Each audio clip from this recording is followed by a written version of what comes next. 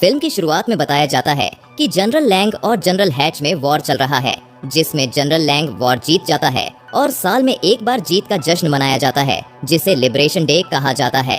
इसके बाद हमें एक बड़ा सा कैंप दिखाया जाता है और यहाँ जनरल हैच के सपोर्टर्स को कैदी बनाकर उनसे काम करवाया जाता है। सारे कैदियों के मुंह पर कोई स्पेशल गैजेट डाला होता है, जिस वजह से वो एक दूसरे से बात नहीं कर सकते थे, और उनके पैरों में जंजीर भी लगी होती है, जो एक बड़े से मशीन जिसे क्रशर पिट कहा जाता है उससे जुड़ी होती है। वो मशीन खराब हो जाती है तो गार्ड एक कैदी काय को उसे ठीक करने कहता है। काय उसे ठीक भी कर देता है और मशीन एक बार फिर स्टार्ट हो जाता है। फिर गार्ड्स एक नया कैदी को वहां लाते हैं, जिसे देखकर सब हैरान हो जाते हैं क्योंकि ये जनरल हैच था। अपने जनरल को देखकर एक कैदी खड़ा हो जाता है तो गार्ड उसे मारता है, लेकिन कैदी उसे अपने सर से मार देता है। मौके का फायदा उठाकर एक और कैदी दूसरे गार्ड पर हमला करता है और एक पत्थर उठाकर उसे मारने लगता है, जिसे देख एक गार्ड क्रशर पिट को एक्टिवेट करता है, जिससे चेन उस कैदी को क्रशर पिट के अंदर खींचकर उसका कचूम्बर बना देता है। उसी वक्त हैच किसी को सिग्नल करता है और एक स्नाइपर एक गार्ड को शूट कर मार देता है। फिर हैच कैदियों के साथ मिलकर गार्ड्स को मारने लगता है। फिर एक गार्ड बाकी सारे कैदियों के चेन्स भी एक्टिवेट कर देता है और सारे कैदी क्रशर पिट के अंदर जाने लगते हैं। तभी काय जाकर उस मशीन को बंद करने की कोशिश करता है, लेकिन फिर चेन उसे भी खींचने लगती है। वो एक गन उठाकर चेन को शूट करने लगता है। चेन नहीं टूटता तो मजबूरन उसे अपने पैर को ही शूट करना पड़ता है। उसका पैर कट जाता है, लेकिन वो फ्री हो जाता है और फिर जाकर मशीन को बंद कर देता है और वही बेहोश हो जाता है। एक आखिरी गार्ड खड़ा होने की कोशिश करता है तो हैच एक इशारा करता है और स्नाइपर उसे मार देता है। कुछ देर बाद काय हैच के शिप में उठता है और देखता है उसके पैर की जगह एक मैकेनिकल पैर लगा दिया गया है। हैच एक मशीन की मदद से मून से वो स्पेशल गैजेट निकाल देता है। हैच उसे बताता है कि वो अपने सपोर्टर्स को रेस्क्यू कर रहा है ताकि एक आर्मी बनाकर वो काउंटर अटैक कर सके। वो काय के पिता को जानता है, जो कि उसके लिए लड़ता था। हालांकि काय के फादर को जनरल लैंग ने अपने कब्जे में रखा है और कुछ महीनों बाद लिबरेशन डे के दिन उन्हें मार दिया जाएगा। हैच काय को एक डील ऑफर करता है। काय को दुश्मनों के एक शिप को हाईजैक करना होगा और उसमें से कॉन्फिडेंशियल डेटा कलेक्ट करना होगा। अगर वो सक्सेसफुल रहा तो हैच उसके फादर को बचाएगा। काय इसके लिए मान जाता है। इसके बाद काय को चुपके से दुश्मनों के शिप में स्मगल किया जाता है। शिप के अंदर सभी स्लीपिंग पॉड्स में रहते हैं, लेकिन काय जल्दी उठ जाता है क्योंकि ये प्लान का हिस्सा था। वो एक कंप्यूटर से शिप्स के रिकॉर्ड्स को एक्सेस करता है। रेडियो में हैच उसे एक्सप्लेन करता है उसे सिर्फ गॉन्टलेट नाम के डिवाइस को प्लग इन करना है और फिर वो अपना सारा काम करेगा। काय इंफॉर्मेशन डाउनलोड करने लगता है, लेकिन तभी एक मैसेज पॉपअप होता है कि ऐसा करने से सिस्टम असुरक्षित हो जाएगा। काय ये बात हैच को बताता है, लेकिन हैच इसे इग्नोर करने कहता है। फिर काय डाउनलोडिंग जारी रखता है। फिर कंप्यूटर अनाउंस करता है सिस्टम्स अब ऑफलाइन है और बाहर कुछ अनस्टेबल इलेक्ट्रोमैग्नेटिक एक्टिविटी है। डाउनलोड होने के बाद हैच कंफर्म करता है कि बाहर एक इलेक्ट्रोमैग्नेटिक स्टॉर्म है जो चीजों को अनस्टेबल कर रही है, तो वो काय को फाइल्स भेजने बोलता है। काय ट्रांसफर शुरू करता है, लेकिन तब अचानक शिप हिलने लगती है और डैमेज हो जाती है। ट्रांसफर फेल हो जाता है और काय का हैच से कांटेक्ट टूट जाता है। फिर शिप सारे एस्केप पॉड्स को आइजेक्ट करता है जिसके अंदर क्रू सो रहे थे। काय भी शटल में बैठकर एक प्लेनेट में क्रैश लैंड करता है। होश में आने के बाद काय बाहर जाता है और पॉड्स को नीचे गिरते हुए देखता है, लेकिन उसे सांस लेने में दिक्कत होती है तो वो अंदर चला जाता है। शिप का एआई रीफ काय को बताता है कि बाहर का एटमॉस्फेयर टॉक्सिक है और ज्यादा देर बाहर रहने से वो मर भी सकता है। काय रीफ से स्टेटस रिपोर्ट मांगता है, लेकिन रीफ को एम्प्लॉय लॉगिन की जरूरत है आगे प्रोसीड करने। अचानक एक क्रू मेंबर ओलियंडर अपने पॉड से एक मैसेज भेजता है सर्वाइवर्स को क्रैश साइट में मिलने। काय एक ऑक्सीजन मास्क पहनकर बाहर जाता है। उसे क्रैश पॉड्स के कुछ टुकड़े मिलते हैं और ओलियंडर का डेड बॉडी भी दिखता है और उसी के पास एक स्लीपिंग पॉड भी मिलता है जिसमें से एक लड़की बाहर निकलती है जिसका नाम टेरन है। वो उसे ऑक्सीजन मास्क पहनाकर शटल में ले जाता है। उनके जाने के बाद हम देखते हैं कि ओलियंडर के बॉडी को कोई चीज खींच कर ले जा रहा है। इधर टेरन होश में आते ही सिस्टम में लॉग इन करती है। टेरन को पता है कि एस्केप पॉड्स जल्द निकलेंगे, इसलिए उन्हें उसे जल्दी ढूंढने की जरूरत है। दोनों फिर पॉड्स को ढूंढने बाहर जाते हैं। उन्हें वहाँ उनका एक गैजेट भी मिलता है जिसमें सारे डेटा कलेक्ट किए जाते हैं। इसे रिसर्च प्रोब कहते हैं। टेरन काय को बताती है कि ये कोई प्लेनेट नहीं बल्कि एक मून है। थोड़ा आगे बढ़ने के बाद उन्हें उनका शिप दिखता है। वही उन्हें एक अजीब सा स्ट्रक्चर भी दिखता है जो ग्लो कर रहा था। टेरन कहती है कि हमें पॉड्स में जाना चाहिए। तब काय कहता है कि मुझे उसके अंदर जाने का एक्सेस नहीं है। टेरन समझ जाती है कि काय हैच के लिए काम करता है। टेरन उसे बताती है कि हैच अच्छा आदमी नहीं है। वॉर से पहले उसने कॉलोनीज में रेड करके काफी मासूम लोगों को मारा है। काय उसकी बात से सहमत नहीं होता और फिर से शटल के अंदर जाता है। काय रीफ को फ्लाइंग सिस्टम को एक्टिवेट करने बोलता है, लेकिन रीफ मना करता है क्योंकि काय ऑथराइज्ड नहीं है। फिर काय हैच के बारे में पूछता है तो रीफ उसे एक वीडियो दिखाता है जिसमें वॉर हारने के बाद रीफ अपने सारे गुनाहों को कबूल करता है। तभी ओलेंडर एक मैसेज भेजता है कि इवैक्यूएशन आधे घंटे में शुरू होगा। फिर काय टेरन के पास जाता है और उसके साथ जाने का फैसला करता है। फिर दोनों शिप के पास जाने लगते, लेकिन तभी वहाँ एक भूकंप आता है। टेरन पीछे मुड़ती है तो देखती है कि कोई चीज काय को केव के अंदर खींच रहा है। वो उसे बाहर खींचने की कोशिश करती है, लेकिन काय अंदर खींचा जाता है।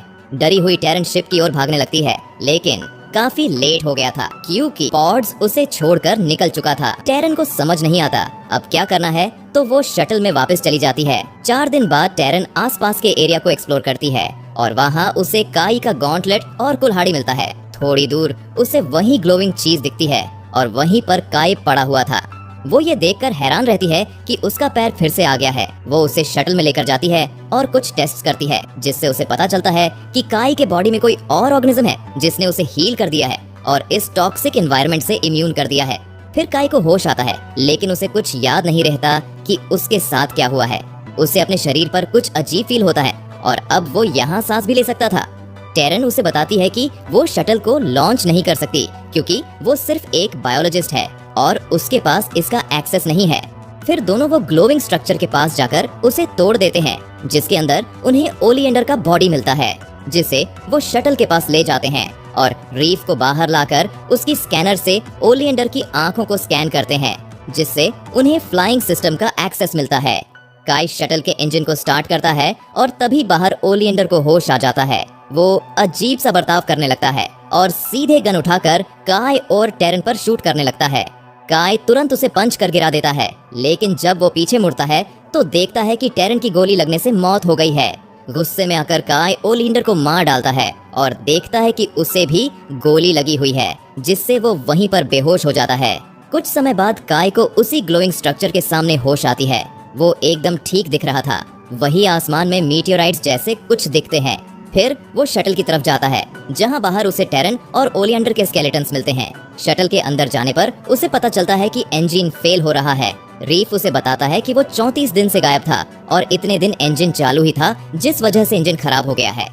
और लिबरेशन डे के लिए अब 42 दिन बचे हैं। मतलब काय के पास सिर्फ 42 दिन है अपने पिता को बचाने के लिए। रात में उसे एक अजीब सी आवाज आने लगती है, जिसे सुनकर वो अजीब सा बर्ताव करने लगता है और सीधे शटल के बाहर भागने लगता है और केव में चला जाता है, जहां उसे एक अजीब सा क्रीचर दिखाई देता है। वो तुरंत वहां से भाग जाता है और फिर थोड़ी दूर जाने के बाद उसका शरीर उसी क्रीचर में ट्रांसफॉर्म हो जाती है।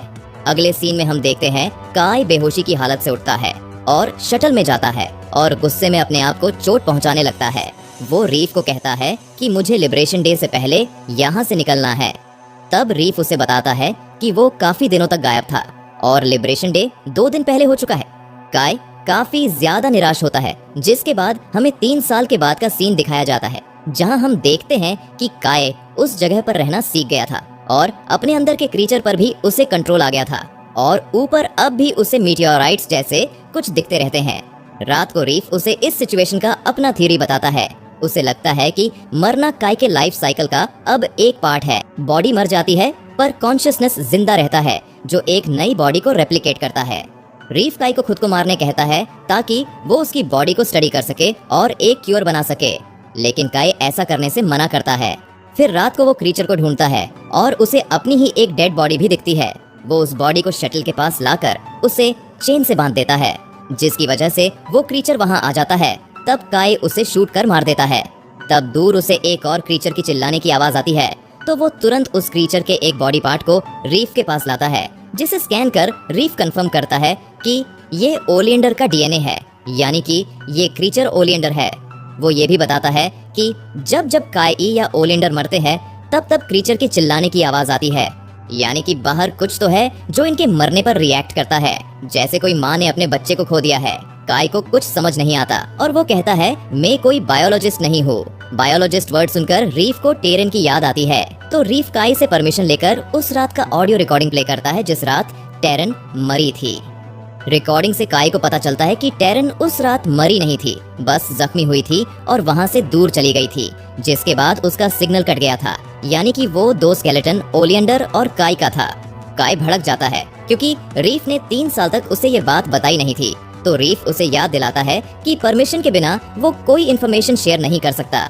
टेरन जिंदा है, ये सुनने के बाद काई इमोशनल हो जाता है और फिर वो शटल के कुछ पार्ट से रीफ के लिए एक ड्रोन जैसा गैजेट बनाता है जिससे रीफ उसके साथ आ सके। फिर दोनों टेरन को ढूंढने निकल जाते हैं। वो टेरन के लास्ट लोकेशन में जाते हैं, जिसके बाद वो एक बड़े से केव के पास पहुंच जाते हैं। रीफ केव को स्कैन नहीं कर पाता क्योंकि वहाँ की इलेक्ट्रोमैग्नेटिक फील्ड बहुत तेज होती है। फिर काई पर क्रीचर हमला करता है। काई उससे लड़ता है और अपने कुल्हाड़ी से मार देता है, जिसके बाद वहाँ फिर से वही तेज आवाज आती है। फिर काई आगे जाता है तो उसे उसकी और ओलियंडर की बॉडी मिलती है।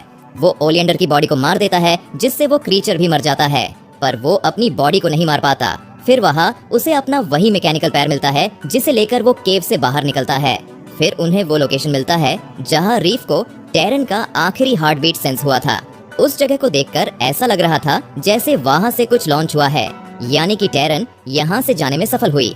और उसी वक्त रीफ माल फंक्शन करने लगता है और काई रियलाइज करता है कि उसका मैकेनिकल पैर के वजह से ये हो रहा है। वो उसके अंदर चेक करता है तो उसे एक ग्रेनेड मिलता है और इसी में से इलेक्ट्रोमैग्नेटिक वेव आ रहे थे। काई समझ जाता है कि हैच उसे गॉन्टलेट से इसलिए फाइल्स ट्रांसफर करने बोल रहा था क्योंकि उसका प्लान था इन्फॉर्मेशन मिलने के बाद काई को मारना। फिर तभी आसमान से वो मीटियोराइट्स क्रैश होने लगते हैं। काई भागकर उसे देखने जाता है तो पता चलता है कि ये तो एस्केप पॉड्स थे। ये देखकर उसे अजीब लगता है क्योंकि ये तो 3 साल पहले यहाँ से जा चुके थे, लेकिन उसे ये आसमान में रोज दिखते थे। फिर रीफ काई से परमिशन लेकर उसे बताता है कि ये मून एक एक्सपेरिमेंट के अंडर है। टाइम यहाँ काफी स्लो पास होता है और जनरल लैंग यहाँ आकर वेपन्स और सोल्जर्स को जल्दी तैयार करना चाहता है। इस मून पर साल बीत जाते हैं, लेकिन बाहर सिर्फ कुछ मिनट ही बीतते हैं। और उसी वक्त काई एक शिप को आते हुए देखता है तो वो रिसर्च प्रोब को एक जगह रखता है। फिर शिप में से हैच एक गार्ड के साथ आता है। वो काई को कहता है उसे उसका मैसेज मिला था, जिसके बाद उसे 20 मिनट लगे इधर आने, पर काई के लिए ये कई साल थे। काई समझ जाता है कि हैच ने ही उनके शिप को शूट किया था क्योंकि उसे इस मून को अपने आर्मी के लिए यूज करना था। वो उसे कहता है कि सारा इंफॉर्मेशन शटल में है, लेकिन हैच को पता है कि वो झूठ बोल रहा है, इसलिए वो उसे बंदी बना लेता है। काई देखता है कि उनके साथ टेरन भी है। हैच टेरन को मारने की धमकी देता है तो काई उसे बताता है कि उसने सारा डेटा रिसर्च प्रोब में ट्रांसफर किया है। फिर हैच को वो रिसर्च प्रोब मिलता है जिसमें उसे सारा डेटा भी मिल जाता है जो उसे चाहिए था, जिसके बाद वो काई के मैकेनिकल पैर में लगे ग्रेनेड को एक्टिवेट करता है। लेकिन काई को पता था कि हैच ऐसा करेगा, इसलिए उसने ग्रेनेड को रिसर्च प्रोब में डाल दिया था जो ब्लास्ट हो जाता है। इधर शटल के अंदर काई क्रीचर में ट्रांसफॉर्म हो जाता है और हैच के गार्ड को मार देता है। फिर क्रीचर टेरन के पास जाता है, तब बाहर से रीफ उसे आवाज लगाता है। क्रीचर बाहर आकर रीफ को डिस्ट्रॉय कर देता है। फिर टेरन बाहर आकर उसे शांत करने की कोशिश करती है, जिसके बाद वो वापस इंसान बन जाता है। जिसके बाद वहाँ हैच आ जाता है जो ब्लास्ट की वजह से जख्मी था। वो काई को शूट करता है, पर काई उसे अपने टेंटिकल से मार डालता है। फिर काई और टेरन रीफ को लेकर हैच के शीप से यहाँ से निकल जाते हैं और इसी के साथ ये मूवी यही खत्म हो जाती है। आपको ये मूवी कैसी लगी हमें नीचे कमेंट कर जरूर बताएगा, और अगर हमारा एक्सप्लेनेशन पसंद आया हो तो वीडियो को एक लाइक जरूर करें।